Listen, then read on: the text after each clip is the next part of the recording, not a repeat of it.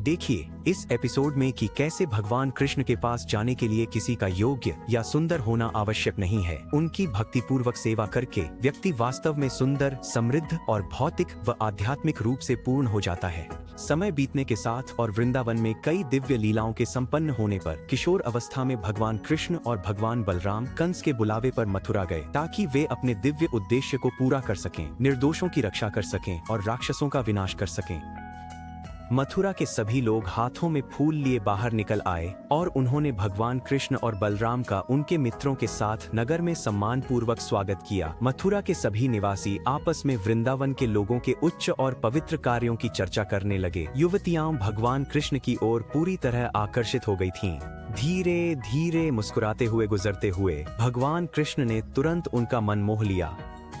कृष्ण के बारे में सुना था पर देखा नहीं था। अब उनकी लालसा पूरी हुई। मथुरावासी हैरान थे कि वृंदावन के लोगों ने पिछले जन्म में क्या पुण्य किए जो उन्हें रोज कृष्ण बलराम के दर्शन मिले। एक दर्जी ने उनके लिए सुंदर वस्त्र बनाए। उसकी सेवा से प्रसन्न होकर कृष्ण ने उसे अपार समृद्धि का वरदान दिया। सुंदर सज धज कर कृष्ण और बलराम एक माली के पास गए। उनके पहुंचते ही माली गहरी भक्ति के साथ बाहर आया। झुककर उसने सादर प्रणाम किया।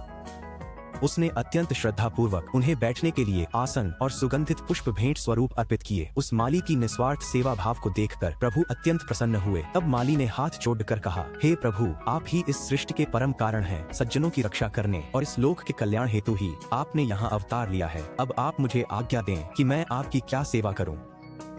मैं आपकी क्या सेवा कर सकता हूँ? मैं आपका अनंत भक्त हूँ। अत्यंत प्रसन्न होकर भगवान कृष्ण ने उन्हें न केवल आध्यात्मिक आशीर्वाद बल्कि भौतिक समृद्धि, वैभव, दीर्घायु और सभी वांछित सुख सुविधाएं भी प्रदान की। हे प्रभु, मेरी बस यही प्रार्थना है कि मैं सदैव आपकी भक्ति में लीन रहूं और भक्ति सेवा के माध्यम से सभी जीवों का कल्याण कर सकूं। कृष्ण का एक सच्चा भक्त केवल अपनी व्यक्तिगत उन्नति से कभी संतुष्ट नहीं होता। वे हमेशा सबका कल्याण चाहते हैं। माली के घर से निकलकर कृष्ण और बलराम ने गलियों में चंदन का लेप लिए एक कुबड़ी युवती को देखा। वह कुब्जा थी।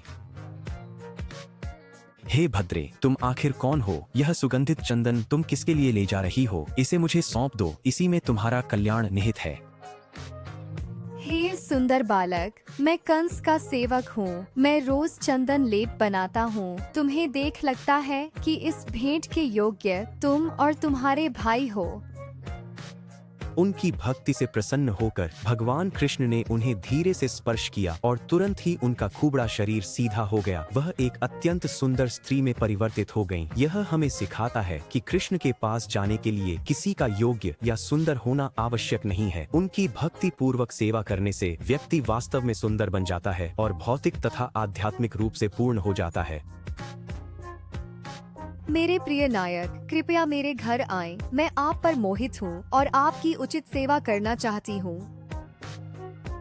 मैं आपके निमंत्रण से प्रसन्न हूँ। यहाँ अपना कार्य समाप्त कर मैं आपके घर आऊँगा। इस प्रकार भगवान कृष्ण ने अपने भक्तों को आशीर्वाद दिया। वे दर्शाते हैं कि जो कृष्ण भावना भावित हो जाते हैं उन्हें धन, स्वास्थ्य, सौंदर्य या सुख किसी का अभाव नहीं रहता और अंततः इस शरीर को छोड़ने के बाद वे उनके शाश्वत आध्यात्मिक धाम को प्राप्त करते हैं।